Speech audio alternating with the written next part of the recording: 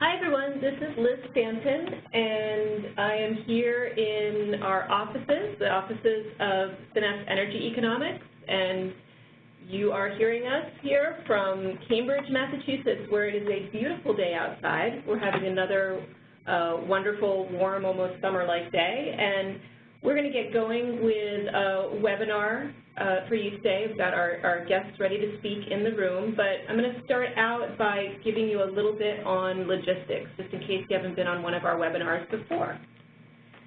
So first of all, this webinar will be recorded, and we're going to circulate that recording out to all of you on the line, along with the slides.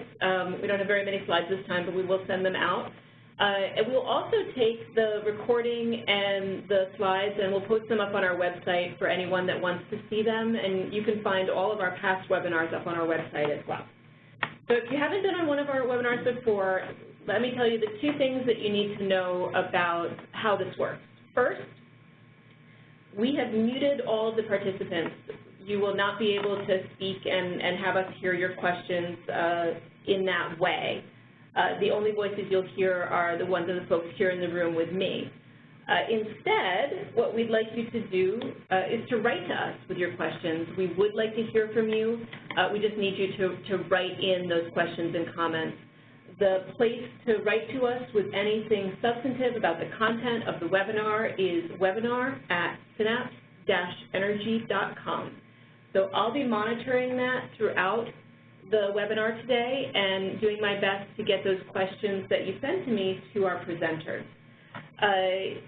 In addition, if you instead have a technical problem, you can't see the slides, you're not getting the audio, or it breaks out for you, please use the chat feature in our WebEx webinar software that you're seeing up in front of you, and that will take you right to the technical specialist that can help you out. For those of you that don't know Synapse Energy Economics, I know a lot of you that are on the call. I can see who's been registering in, but perhaps some don't. We're a research and consulting firm, and we specialize in energy, economics, and environmental topics. We do a lot of work for public interest and government clients, and we do that all throughout the United States and also have some clients in a few other places too. We have done a lot of work on clean power plans and work more generally on clean energy regulations related to renewables and efficiency and other related topics. And you can find a lot of that great information up on our website. A lot of our work is public and is there for you to see and use as a resource. This is the first of a 5-week spring webinar series that we're hosting for you. And we're getting going today with a fresh outlook on the Clean Power Plan, but you can see here in front of you that each week for these next 5 weeks we'll be having a new topic where we're exploring what the new up-and-coming issues are in the energy sector, things that we're really interested in, and we want to share information with you and also hear your questions and comments. So that's the plan. You'll find more detailed information about each of these upcoming webinars on the Synapse website. Okay, and without further ado, we'll get started on our webinar. We have two fantastic presenters in the room with me, and I'm so glad to be able to have them here and share this information with you. First, we have Sarah Jackson, who is a Senior Associate here at Synapse and is one of our foremost experts on the Clean Power Plan, and has done just a lot of work supporting different groups around the country in being able to understand and interpret the rule and use that information well. We also have a guest joining us. We have Kate Konschnik, and she is the founding director of Harvard Law School's Environmental Policy Initiative. And she's a leading expert on the Clean Power Plan, among many other things. Prior to Harvard, she was the Chief Environmental Counsel to U.S. Senator Sheldon Whitehouse of Rhode Island, and she served as an environmental enforcement trial attorney for the U.S. Department of Justice. So thank you, Sarah. Thank you, Kate. The format today is going to be a little bit different from past webinars that you've probably attended with us. This is the slide. The slide you see now is the slide you're going to see while Sarah and Kate are talking. We don't have other specific content slides. So what you get there is what you're going to get. Those are the slides. We're going to focus on dialogue instead. And I'm going to be asking both presenters questions. I'll start out with my own questions that I have for them, and hopefully that will get us well into the content. And then from there, I'll be able to turn to your questions that I'm sure all of you will be sending in to me at webinar@synapse-energy.com. Okay. So thank you both for coming. Thanks for having us, Liz. Yeah, thanks, Liz. Great.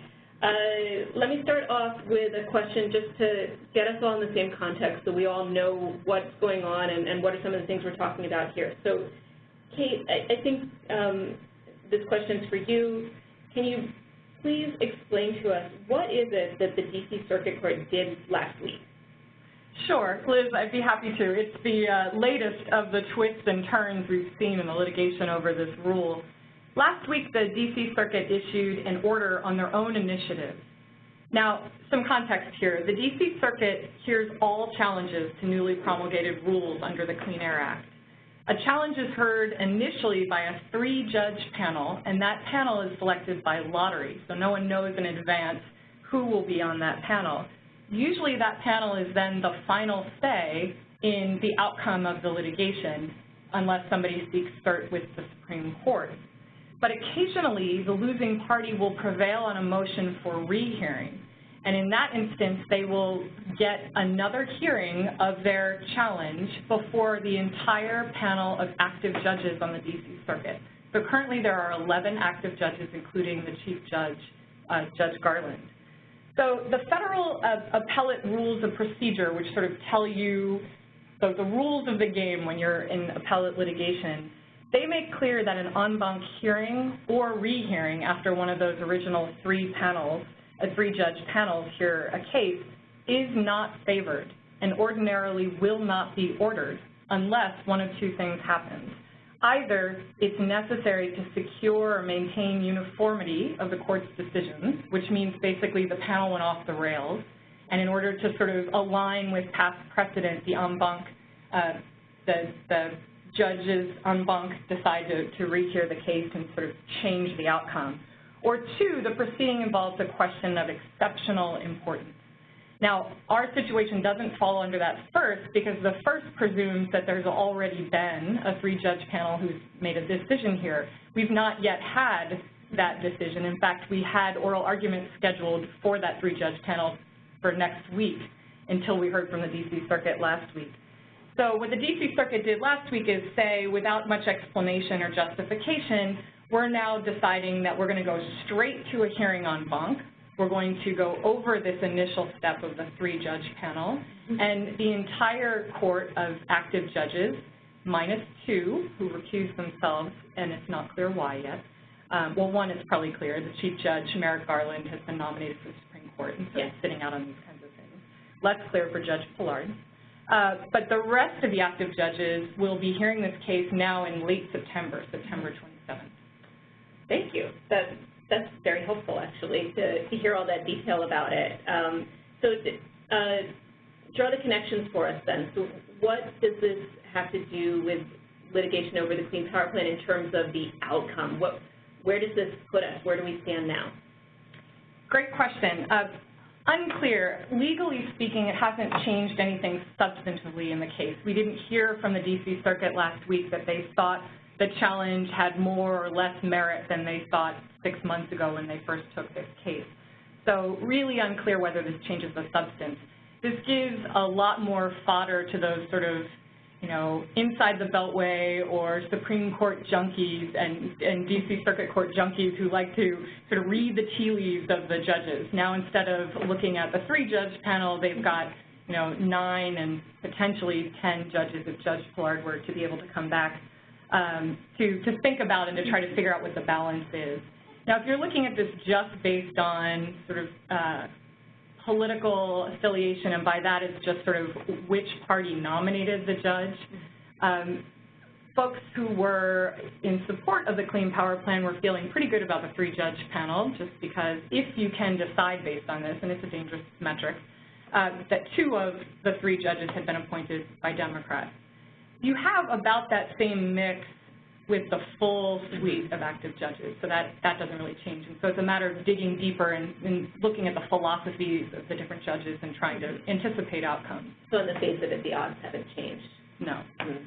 So just to follow up on that, what about the deadlines that are written into the Clean Power Plan? Do you see this as having a necessary effect on them? This is Sarah. I was actually hoping I could ask one quick question before we get to the Clean Power Plan deadline.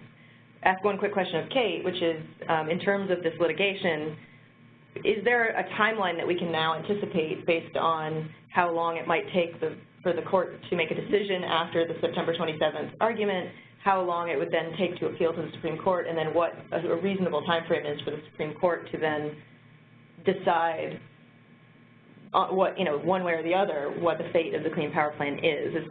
Do we have a better sense for that timeline now? We do and we don't. I mean, in all likelihood, this decision, notwithstanding the fact that we've pushed oral arguments off now for 3.5 months, this likely accelerated the whole process. Given how contentious this rule is, and given that so far challengers have used every available procedural hook along the way to make their case, it would not have been surprising that whatever party lost in front of the 3-judge panel, that they would speak on hearing or rehearing. In that case, they would have 45 days to file that. There would be some time the court would allow the prevailing party to respond. And then you would have to wait an extra period of time for the full suite of judges to come to a decision. So my guess is we've accelerated the timeline here, and this in part could have been a response to the stay that the Supreme Court imposed on the rule, which, Liz, you were just asking about, and we can get to in a minute. What this is likely to mean is that we will not get a decision before the election, as we may have had before. Looking at something probably early spring, late winter, early spring from the D.C. Circuit. Parties have 90 days to seek cert with the Supreme Court. The Supreme Court, when they would hear that and how long it would take, whether they would still only have 8 justices or their full complement could change how they calendar this. But in all likelihood, we could imagine a resolution to this by still sometime in maybe early 2018. Okay, thank you. And then that's the resolution of the legal troubles. What about the Clean Power Plan itself and the deadlines that are written into it? At this point, can we say that would all necessarily be pushed back? Are there other options? Yeah, we really can't say. So when the Supreme Court issued the stay, and in fact issued 5 cookie-cutter stays in response to the 5 applications it received, it did not speak about the deadlines at all. Normally, when we're in this kind of situation, were EPA ultimately to prevail, when they went back to the Supreme Court and asked for the stay to be lifted, or when the Supreme Court lifted the stay per the terms of their order, they said they would lift it as soon as there was resolution, at that point you would have the conversation about what the timeline should look like. Now, we know that at least the first deadline will have passed, that September 2016 deadline. The 2018 deadline may or may not have passed at that point. If it has not passed, it would be quite imminent.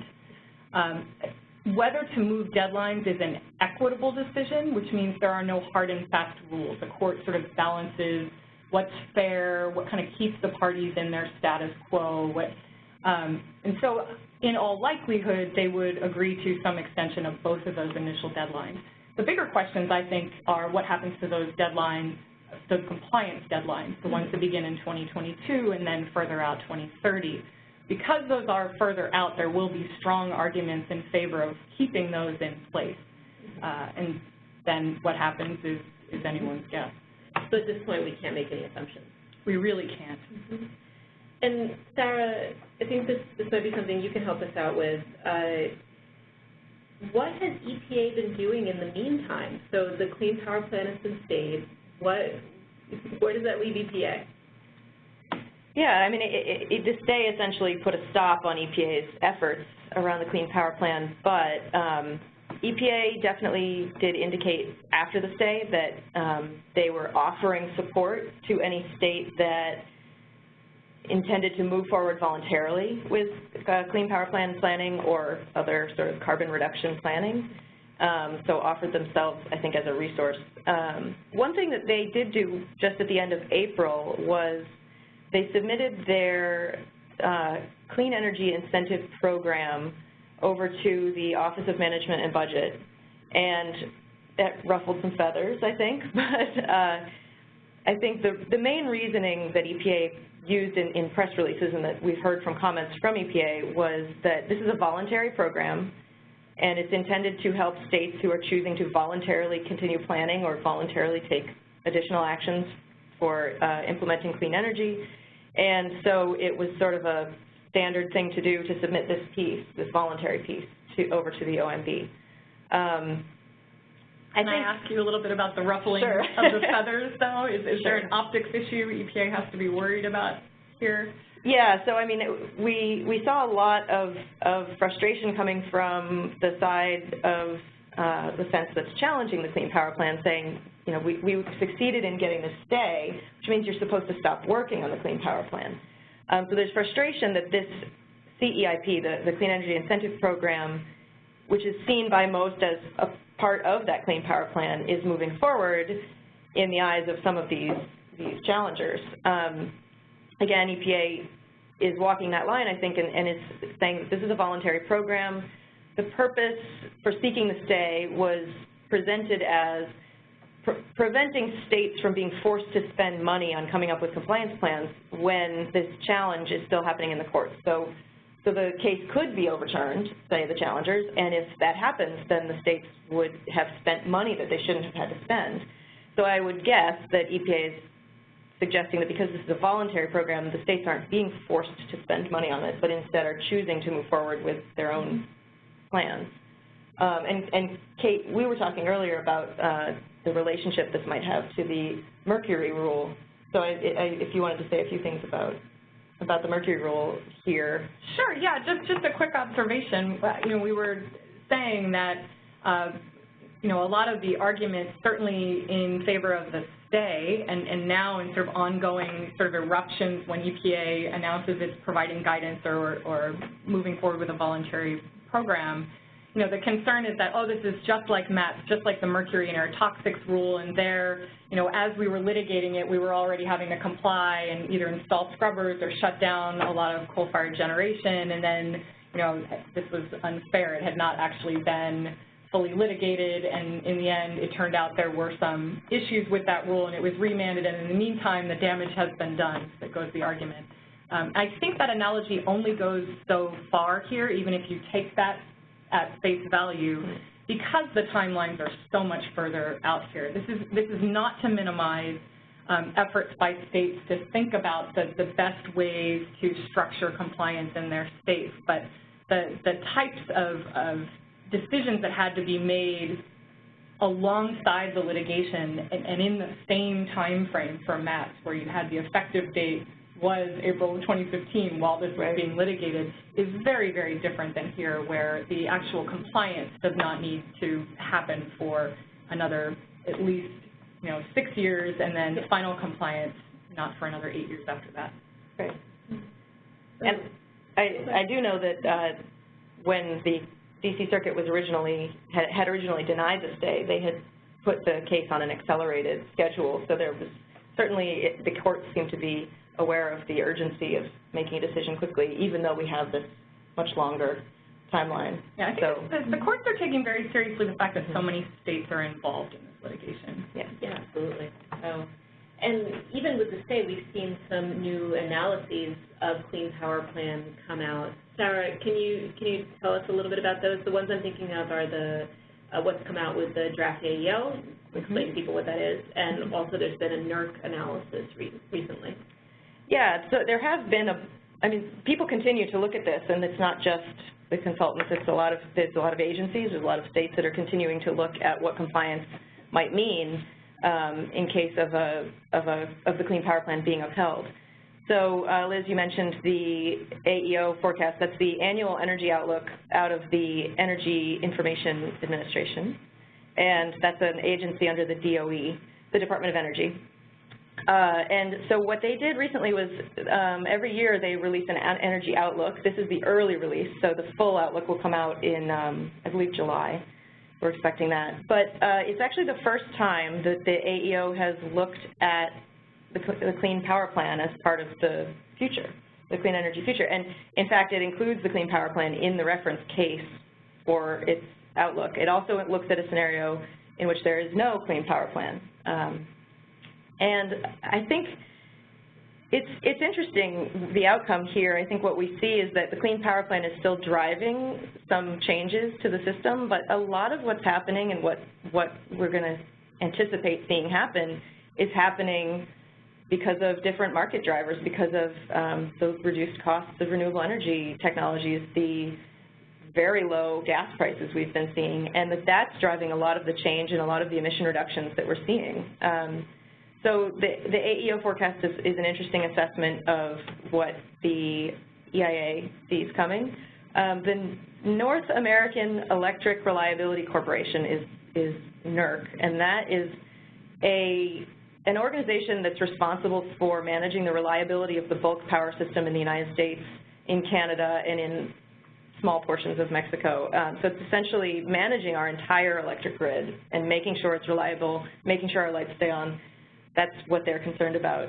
In the past, NERC has been quite nervous about the Clean Power Plan, and this recent assessment from NERC is actually much more optimistic, I would say. I mean, they still identify that the Clean Power Plan is driving big changes, and that these big changes are a concern to an agency that's concerned about reliability, and so they worry about what happens when some of the coal is going away and we're bringing a lot of renewable energy online. But what they're essentially saying is that stuff is happening anyway, and the analysis that they did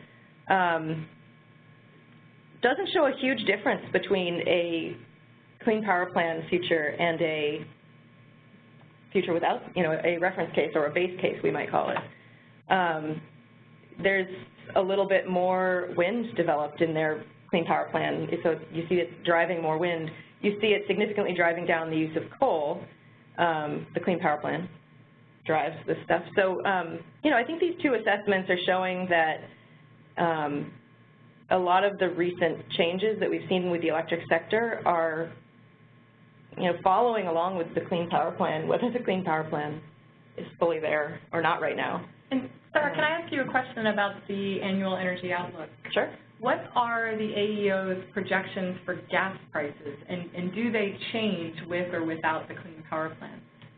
Yeah, so this year the AEO's gas price forecast, and now I wish I put a slide up so I could show it to you guys. The AEO's early look at the gas forecast show that it's much, much lower. In fact, it's on average about 22% lower than their gas price forecast just for last year. And this will have a major impact on what the costs for our energy future are and what the costs of implementing regulations like the Clean Power Plan are, because if you have lower gas prices and part of the Clean Power Plan is shifting generation to resources like gas, you'll see a change in the costs. One very interesting thing about this new AEO forecast is the flattening in the future of these gas prices. So you still see sort of a steep increase in gas prices initially, and getting to your question, Kate, about whether there's a difference in the Clean Power Plan or the no Clean Power Plan case, there's not a big difference. There's a little bit of an increase in gas prices during the 2025 to 2030 period where presumably we're putting an increase in demand on the need for gas, so then those prices go up a little bit. But really those lines flatten out after 2025 and stay essentially flat at around $5 out till 2040. So this is a big change from the way we've seen the AEO projections in the past. Mm-hmm. And I'll say that 2 weeks from today, on June 9th, we're going to have the webinar topic that day is about Clean Power Plan, and it's really going to touch on some of the issues that Sarah was just discussing. You know, what does this new gas price projection, the lower gas price projection mean? Also, new renewables prices have been changing over time. What does all that mean for a Clean Power Plan? We'll circle back around to it then. But foreshadow for us for a moment, we've got to stay on the Clean Power Plan. What else is out there that is driving decarbonization in our economy? Yeah, so I thought about a few things, and, you know, I think we're both talking about the Paris Accord and how that may or may not be driving efforts across the world towards decarbonization, and that will certainly have some effect here. But I think the absolute biggest ones are the market drivers that we just mentioned about just gas prices are lower than they've ever been, and I think that is driving significant amounts of coal into retirement, or at least driving down the use of coal. I think that PJM recently cited very low gas prices as the reason why coal is expected to retire, to the point where the PJM region is going to be complying with the Clean Power Plan targets without doing anything additional. And so I think that was a really interesting finding from essentially one of the largest RTOs in the country, grid operators in the country. And I think another driver that we've mentioned is the plummeting costs of renewable energy technologies. You see wind and solar costs coming down, and in the meantime, the PTC and the ITC, the production tax credit and the investment tax credits, have been extended, giving these resources more support in the marketplace. So I think that those things are driving decarbonization, certainly well beyond what we might have suspected a couple of years ago. There's also significant pressure on coal plants through environmental regulations that we've been seeing many of the past few years. Kate mentioned the Mercury rule, the MATS rule, which had led to some significant retirements in the coal industry and has led to retrofitting some of those coal plants. Other environmental regulations that are really focused on coal plants are, we have a number of national ambient air quality standards. You have the ozone standard and the sulfur dioxide standard, which have recently been updated. You have the regional haze rule, which the first planning period for the regional haze program has come to an end, or is coming to an end soon, and you'll have the next stage coming where more requirements could be placed on plants that weren't formerly considered as part of this. You have the updating of the cross-state air pollution rule, and additional, as we get new air quality standards, we get new needs to address the transport of pollution across state lines. And we also have the effluent limitation guidelines and the coal combustion residuals rules, which govern waste and wastewater that come from coal plants, and those have been are being implemented now and are coming into effect, and are also putting a lot of pressure on coal and essentially driving the costs for operating coal up, as the pressure to decarbonize is also, adding to that.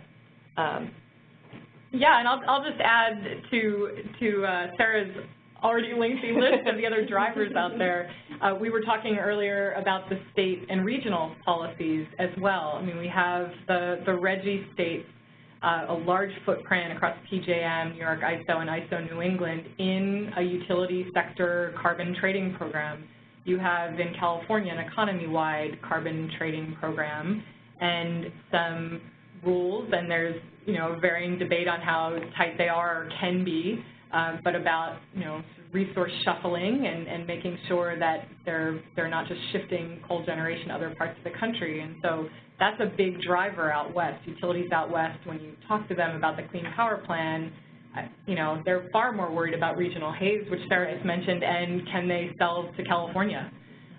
You've got Washington State now thinking about doing a state economy-wide carbon trading program. You have Oregon phasing out coal by 2030. You have Minnesota refusing to import coal. That's being challenged in the 8th Circuit right now. But you have extremely aggressive renewable energy standards. I think by 2020, Colorado and Minnesota will be both at or above 30%. California will be at 50% by 2030. These are all, additional market signals sort of locking in what Sarah was already talking about of sort of what we're seeing in the market with lower gas and renewable prices and what we're seeing sort of the residual effects of some of the other federal environmental standards. Mm-hmm. So we are seeing actions out there, I think, both in response to Clean Power Plan, in response to the stay on Clean Power Plan, and then to all of these other drivers that you've been talking about that sort of are changing the face of our electric and our energy sector more generally. And you just mentioned a couple examples, but sort of more generally, what are states doing about all this? And the other big actors, what are utilities doing in all this? Is it something different than what they were doing before? Yeah, I mean, I think it's state by state and it's utility by utility, but we've seen a number of states commit to continuing forward and either planning directly for the for Clean Power Plan compliance, or just, there was recently a 17-state pact signed by, I won't list all the states, a number of states that have agreed to continue working together on clean energy implementation and making sure that renewable energy and energy efficiency in electric vehicles are a priority and are pushed forward. And those are all things that you would see also coming out of the Clean Power Plan, I think. Certainly the regional grid operators, we mentioned PJM a little bit earlier, and then MISO, and that's the Midwest grid operator, the California grid operator, they're all looking at, if not exactly the Clean Power Plan, essentially the same types of carbon reductions coming on a similar timeline as the Clean Power Plan. So the study continues on what that means for the grid operator cares about what's this going to do for transmission needs, what's this going to do for the need for additional fuels, and so you see a lot of concern about transmission connecting areas, and do we need more gas pipelines, do we need more wind, and I think that you see a lot of people continuing to plan as if there is a Clean Power Plan coming. There are also states who I think were very worried about having to comply with the Clean Power Plan, who, as a result of a lot of the things we've been talking about, the market drivers, are now seeing that they don't actually need to do anything. Arkansas has been in the news lately because I think that many initial studies had shown that they might have a lot more, a steeper climb towards compliance, when in fact just now this year it's turned out that they are meeting that 2030 target in terms of emission reduction. So those market drivers have really led to significant reductions in CO2. I know Kate's been looking at some of the states that have done executive orders and sort of different ways of opposing the Clean Power Plan. Right, yeah, so, meanwhile, a lot of states are sort of pencils down on this, formally or informally. And in some cases, it's been that the state legislature has directed the agencies to stop working on the rule. Sometimes it's, the language can be quite broad, of stop working or stop promoting the plan. I don't know what that exactly means. I wouldn't want to be somebody in one of those agencies trying to figure out what exactly that means you can and can't do. But it has been interesting. A number of governors, including Governor Fallin in Oklahoma and Governor Walker in Wisconsin, have actually directed their agencies to stand down. Governor Fallin last year, Governor Walker this year, right after the Supreme Court stay. But they did it by executive order, and that's actually, and in both cases, their legislatures were thinking of promulgating legislation. And it's actually a lot more flexible for a state to sort of stand, if they're going to make a sort of draw a line in the sand and say we're not going to work on this in some formal legalistic way. Doing it by executive order leaves them a lot more flexibility. Some of the legislative efforts have tried to provide that same flexibility with, by providing a caveat that, if this rule is upheld, all bets are off, you can actually go back to work. So there's been a range of responses there too, and then, meanwhile, as Sarah was saying, there's sort of two categories of states and utilities that are traveling on this trajectory towards compliance. Some of them are doing it in a very formal, intentional way. The RGGI states are going through a program review right now and are explicitly thinking about, how, are there things we should do with our program to make it compliant? And then there are other states and utilities that are just sort of on this accidental compliance path because of all the other drivers we were discussing. Yeah, you mentioned the RGGI states, and I'll throw in a plug for next week's webinar.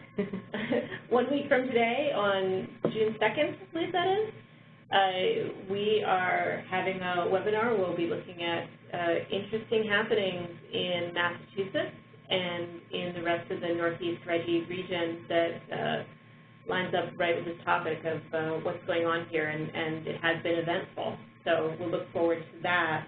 I have been getting questions in from the audience, and I'm going to start mixing those in with our own questions that we wanted to ask. Please send in more. If you have a question for the presenters, please send it in, and the email address to send that to you is right there in front of you. It is webinar@synapse-energy.com. Sarah, I think that this is something that you've looked at. I know there have been a lot of estimates of the likely cost of clean power plant implementation over time. Have you seen that changing in any way over time, or have you seen anything new there? Is it still kind of the same kind of estimates that are coming out, or different? Yeah, so I mean, as long as there are big rules, there are going to be big, lots of estimates of people trying to figure out how much it's going to cost to implement that. EPA, of course, did its own estimate with the rule of what it believes the cost would be, and, ultimately it sort of did a cost-benefit and said the benefits far, far outweigh the costs of this rule. Synapse, I think we've done many webinars on the costs that we anticipate seeing, and in fact, I think often we identify savings that can occur as a result of the Clean Power Plan.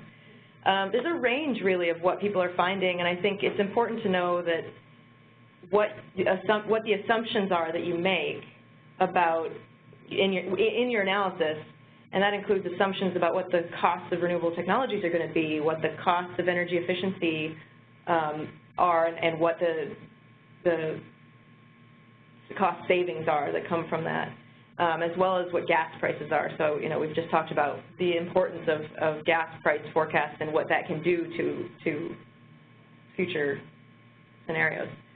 I think there are folks out there right now who are gathering a lot of these different studies and are going to try to put them together as a comparison. I think that's going to be a really great resource when it comes out.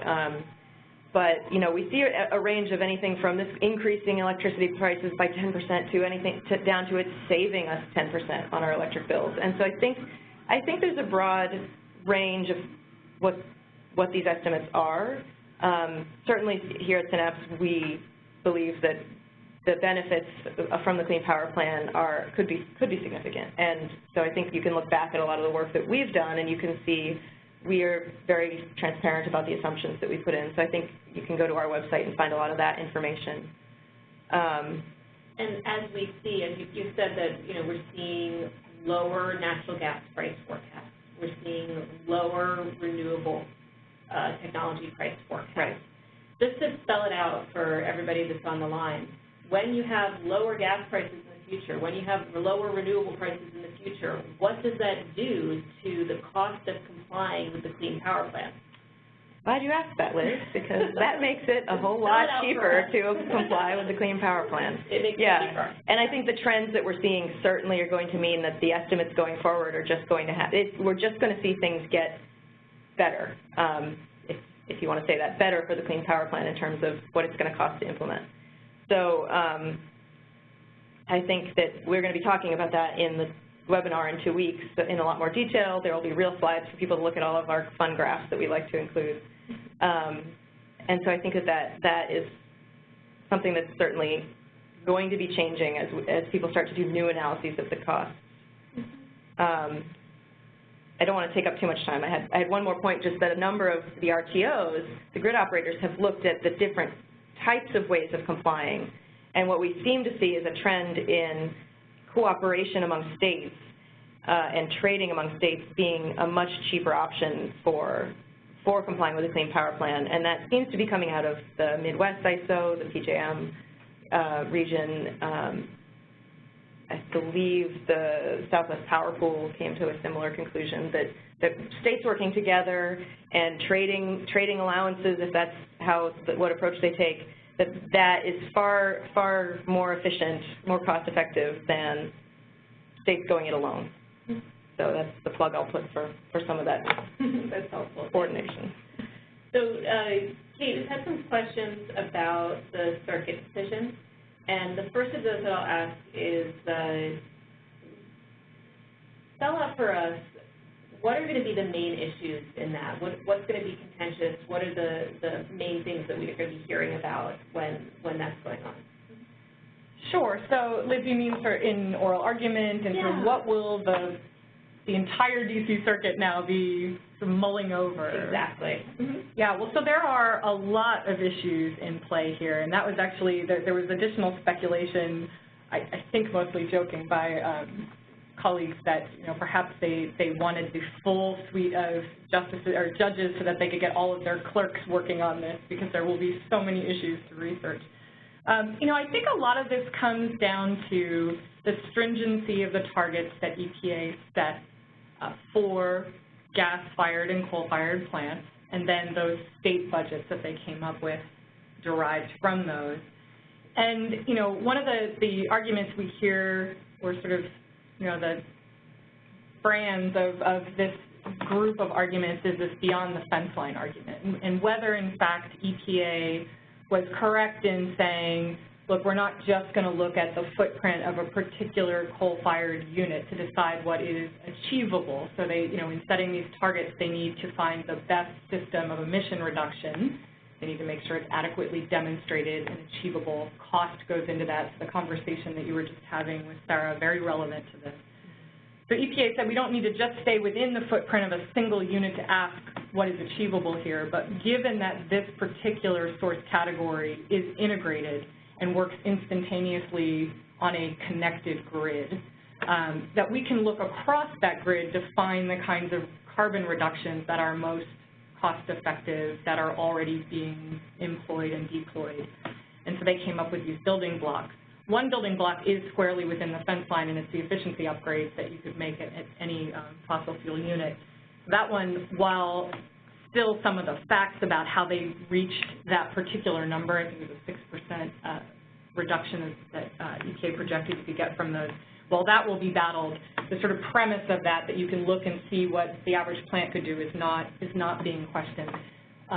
By contrast, the other two building blocks, which have to do with shifting generation across the grid, those are very much being challenged by the challengers on this basis that, we can't be looking across the grid. You'll hear from states, we only have coal, if we only look at our coal plants, this is all they can do, we shouldn't be asked to do more.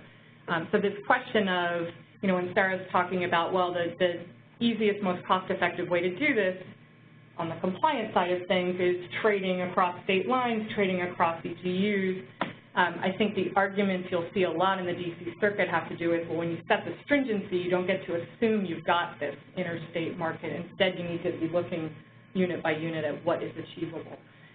Otherwise, I think another big argument I think will have to do with, and this has sort of been the shorthand has been, I think this is sort of most dramatically described as the president burning the Constitution. But the constitutional argument here, it's clear that the Clean Power Plan sets up a partnership between EPA and the state in many aspects of the Clean Air Act. In this particular part, Section 111, that the EPA used to create the Clean Power Plan, states have a leadership role. And once EPA sets a federal floor for standards, it's really up to the states to figure out the details and to implement and enforce the program. So states have been arguing that because of the stringency of the standard, their usual latitude to do what they would to set the right standards and implement the right program that makes sense for their fleet, that's somehow been constrained. And so that you'll see a lot of that as well. A lot of other little arguments to those. There's just a threshold argument of whether EPA is allowed to regulate carbon from power plants at all, because it's already regulated other pollution from power plants. those are sort of the big three.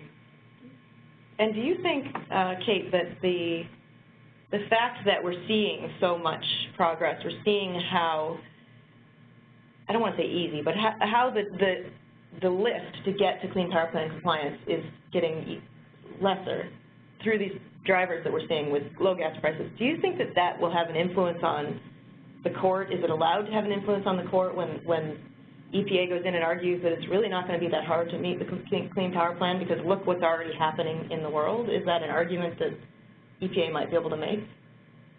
Yeah, it's an interesting argument. I could see it cutting both ways, being wielded by both sides. So certainly if you go to that definition of standard of performance, which is the heart of the new source performance standard piece of the Clean Air Act, which is the basis for the Clean Power Plan, it talks about an adequately demonstrated and an achievable system that we're putting in place. So EPA and states and utilities that are in support of EPA's rule could certainly bring to bear evidence of, we think this is achievable, look at Arkansas right now, look at these other states that are either in compliance or on the glide path to compliance to show that this is achievable.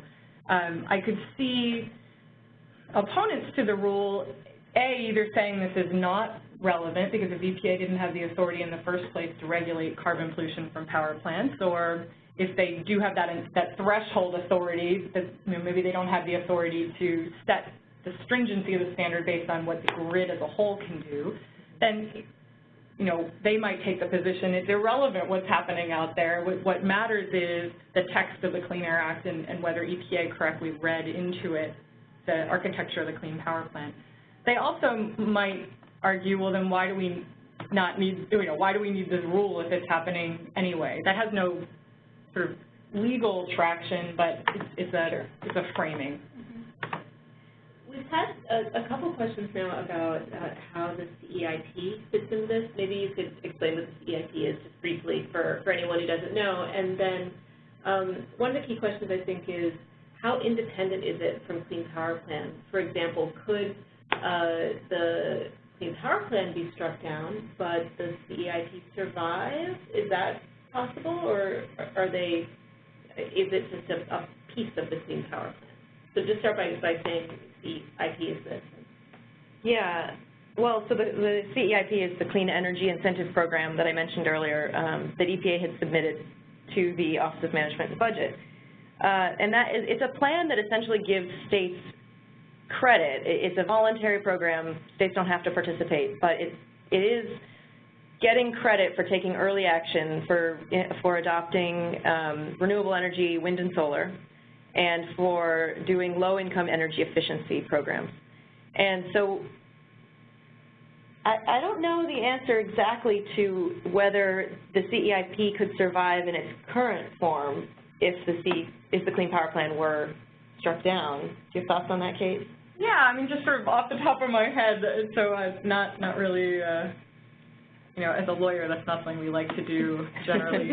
I think as drafted and conceived now, it wouldn't work. It's sort of an appendage of a larger program, right? I mean, even it's the sort of pool of allowances available, at least on the state side for CEIP, they are front-loaded allowances from compliance periods for the Clean Power Plan. Whether there is sort of independent of the Clean Power Plan some authority for EPA, or maybe this is a voluntary program that they set up to incentivize investment in these things. Interesting question. Would have to think about how exactly they would do that. But so more generally, then, there's some bits and pieces of the Clean Power Plan that, until this day, we were expecting to hear new rules come out about, more information come out about the SIP, about the trading and model rule and all those things.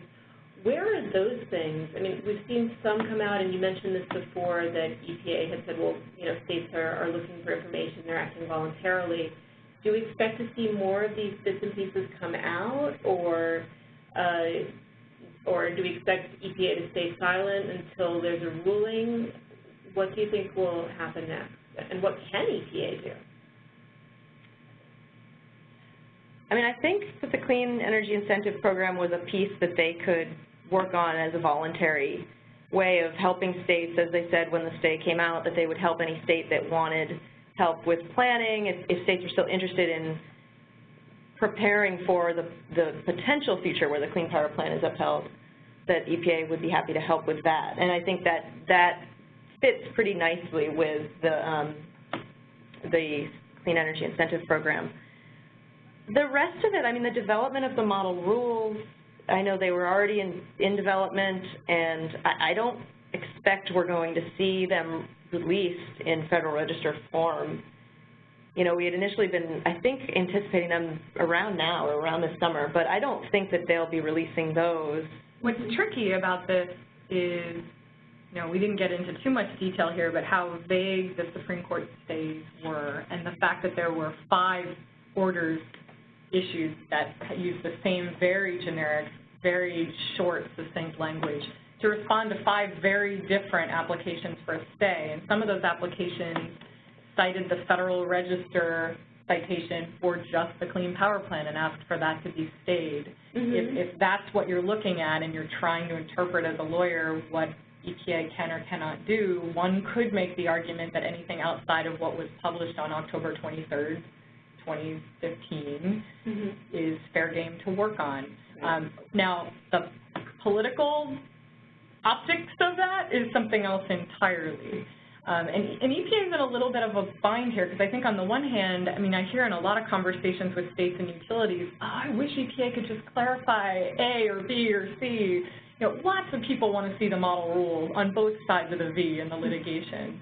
I think it would go a long way to, you know, at least ideally, were it to solve some of the open questions, it could really go a long way to alleviate some of the concerns and start to maybe narrow what compliance looks like and make this a little less overwhelming. But they would move forward at the risk of sort of raising the ire of challengers saying, all right, you're thumbing your nose at the Supreme Court. You know, you're sort of taking this very legalistic view, narrow view of what you can and can't do, and you're doing all these other things. So I agree with Sarah that we might not see a lot of formal promulgation of additional sort of support rules, but I think it would be useful to try to do things short of that to help clarify. I mean, I think this is a different topic for probably another webinar somewhere else, but you know, I think we've seen with environmental regulations in the past, either the languishing through the just protracted court battles of a rule that never quite gets implemented. We've seen that happen. And, you know, on the flip side, you see the mass argument you made earlier that you could have a rule and you just say, no, we're going to go forward with it, and then things happen later in the courts that cause you to have to go back and kind of rejigger things a little bit. And I think that, you know, you can look at it from either side of it can be too much delay or it can be too much, I don't want to say too much progress, but yeah, you know, I think it's a really complicated situation that EPA is in and that all the rest of us watching are in to try to understand what's going to happen in the next few years. But I think that's why a lot of people are continuing to assess to just get an idea of it. And you know, there is also the reality, not to backtrack, but maybe just to leave it more open, you know, when we're saying there won't be a model rule. I mean, you know, speaking of politics and optics, we're also nearing the end of an administration, and there could be pressure to move something along just to get something out there as a marker, if nothing else. So it'll be interesting to see what happens. So we're drawing near the end of our time, and I do have one more question that I'm going to ask to both of you. But first, I'm going to make everybody wait in suspense and do a little bit of wrap-up information here before I get to the last question. Thanks to everybody who's been on the line and stayed with us all along during the webinar.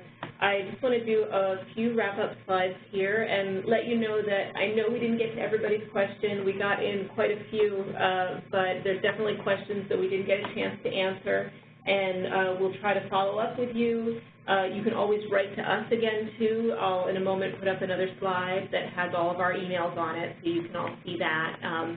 feel free to follow up. We'll do our best to follow up on questions that didn't get answered as well. We're always glad to hear from all of you and to talk about possible collaboration and to think about new work going forward on the Clean Power Plan, on other important issues. We're working on here, we're doing a lot of work about renewables and distributed generation more generally. We're doing work on natural gas pipelines and the importance of considerations of, what it means for natural gas to get locked in, to have stranded natural gas assets and thinking that through. So working on a lot of issues here, and we'd love to hear from you. We also have a lot of great resources up on our website. Here's some that are about Clean Power Plans that you might find helpful. Of course, you'd always find resources on Synapse's website for a lot of topics that may be things that are helpful to you. So please check that out. So one last question for both of you. Oh, nope, there was one more slide I was supposed to do. And I've mentioned this already. Sorry about that. We have 4 more upcoming webinars in the next 4 weeks. You can see the topics here. You can see descriptions up on our website. Please join us again and be part of this conversation. Now I will give you your very last question. So it's going to be a what-if question. Okay. So what if the Clean Power Plan is reversed? We don't have a Clean Power Plan. What can EPA do to reduce greenhouse gas emissions in the electric sector? What are the other tools out there, or what do you think is the next move? All right, well, I'll take a shot at this. I mean, I would say, first of all, it would depend on what happens. Like, it's not enough to say that it was reversed or remanded. It's sort of like, what details. It could be that EPA just needs to go back to the drawing board in the same way they did for the interstate rules and for the mercury neurotoxics rule, and it's sort of go back and, revisit your cost-benefit analysis, tell us a little bit more how you got the 6% carbon reductions from efficiency, that kind of fine-tuning stuff. So we could see that. We could see something more dramatic, something, I was alluding to before with the beyond the fence line. Perhaps EPA has to set stringency of the standard based on within the fence line. Mm-hmm. Then we go into debates about, similar to the new source standard for new power plants, do we get to count fuel switching? Do we get to count CCS, carbon capture and sequestration? Mm-hmm. Are there other ways to drive stringency within the fence line, understanding that that might also constrain the compliance side of things? So we could see a different version of Section 111. If Section 111 were not where EPA would go, there are other authorities in the Clean Air Act that EPA could look to. There are reasons why they went with Section 111 first, but Section 112, for instance, hazardous air pollutants. You can list a pollutant as a hazardous air pollutant based solely on its environmental harm. The way it's written, and I don't have it in front of me, I think Congress meant DDT, but it talks about long-lasting, widespread environmental harm. So one could contemplate listing carbon dioxide and other greenhouse gases as a hazardous air pollutant. The issue there is that the trigger for being regulated is if you emit at least 10 tons per year of a pollutant. So that suddenly sweeps in a lot of small sources in our country. So that could be a political and a management issue. Then you've got Section 110 and 115, and I'll just quickly, they are, instead of these sort of technology standards where you look at sort of what a source can do or a source category can do, and instead look at sort of what air quality do we want, and then let's work backwards from that. So both 110, which is where we get our air quality standards, and 115, which is a so far not really used part of the Clean Air Act having to do with international obligations, providing reciprocal benefits to countries willing to give those benefits to us. What that means is still sort of in question. But in both cases, it would be a matter of setting sort of a health or environmental-based air quality standard for greenhouse gases, and then having the states come up with ways to control mobile and stationary sources to meet those standards. How you set that air quality standard for greenhouse gases could be very tricky, but that's another possible route. And Sarah, we're just about out of time, but we'll give you a chance to answer too. What do you think? If there's no Clean Power Plan, then what? Yeah, and I mean, Kate covered a lot of the legal avenues for EPA. I think we've seen in the past legislation through Congress, and what you think might actually come out of Congress. I'll let people decide. But we've seen ideas for national renewable energy standards. We've seen carbon tax, cap and trade. We've seen these programs come up, and they've never quite succeeded in Congress. But as pressure builds, and I think as the ease of complying, or I don't know if that's the right way to say it, but as it becomes less of a reach, these things might become more possible, and I think that those are always things that could happen not through EPA necessarily, but through other government action. So that's where I'll leave it, since I see we're at 3:01. So thank you both so much. This was a great discussion. I'm sure everybody out there got a lot out of it, and we all look forward to hearing from you, the participants of the webinar, hearing what you thought, your questions and comments, and then to have everyone who can come back and join us again next week and the weeks after to continue the discussion. Thanks so much.